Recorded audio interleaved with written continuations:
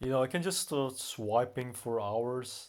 Like I was laying in bed and it was like beyond 10 a.m. and now I'm looking at the clock again and it's like half past 12. That's what happens when you're like living the neat lifestyle. You just feel like swiping and going through thousands of profiles hoping you might find the one. Then I decide to take a look outside and then I'm blinded by the light because I'm like, hey, what the hell, what the hell is going on outside? I'm not used to, I'm not used to. So I try to open the curtain and the window. Just trying to do so. Here we go. And then yeah, and then I'm just looking outside. My POV. Like, hey, it's 32 degrees Celsius, clear blue sky. Uh, yeah, and I'm just inside swiping and neat maxing for hours.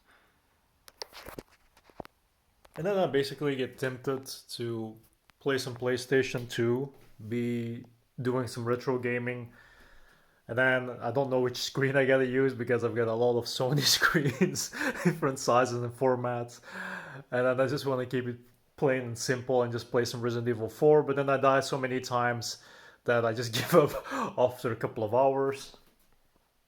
I find myself in my dark office, my working space. Uh, then I kind of decide for myself I'm gonna make some content or not, do some commentary videos.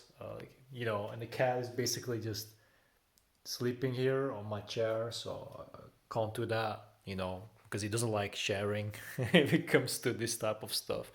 And I'm like, oh, never mind, maybe I'm just gonna go back to bed. Back in bed, ready to swipe some more for a couple of hours, cope by eating chocolate cake, and yeah, coming to realization that it's getting dark again and it's almost 7 p.m. and within a few hours I have to go to bed again. And the cycle just repeats. Then I realize that I'm running out of snacks and I have to go to the store and I'm forced to go outside, and that's something I dread doing because I'm neat maxing. And then I realize that I'm running low on money and I can't buy any groceries.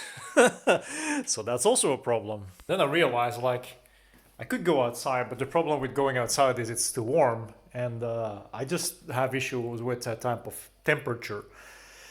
So I just wait until I can't wait anymore before the shop closes, and luckily they stay open until 10 p.m. Then I realized that when I open the fridge, there's barely anything in there that I can eat.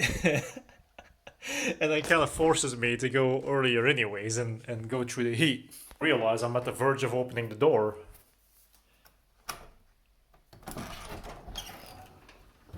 And there is so much stuff still to be done in the garden. And then basically I just close the door again and just decide to go to bed again. First I gotta feed the cats because that's the main priority.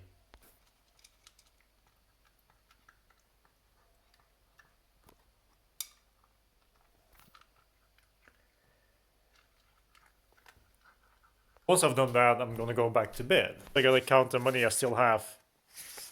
And then I decide to swipe some more, some more, some more, some more.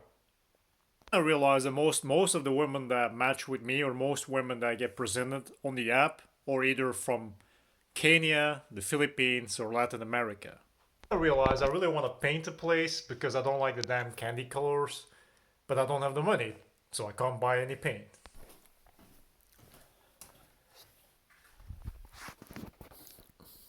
And then I realize as well that I have got cracks in the ceiling that need to be repaired. But it's being stalled because the guy that wanted to help me out isn't available at the moment. You're gonna tell me why don't you do it by yourself? Because first and foremost, I don't have the money for materials, and I'm not an expert at filling in cracks. Maybe cracking a joke, but not filling in literal cracks. And then I realized someone on OkCupid sent me a message. And then I actually read the message for a change and hope that it's gonna be good this time. I focus on the fact that the woman is being all stoic and stuff. And then I don't know what to do anymore. And I decide to send a reply anyways, telling her that it's really poetic, I really love it, and that I'm also of mixed origin. Not sure if I'm gonna send it. I decide to send it. Sometimes I wish I was like a cat, I could just look outside all day.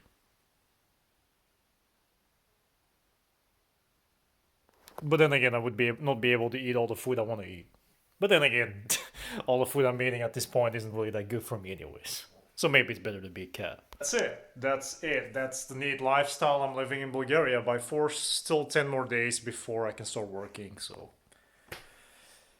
I hope I survive.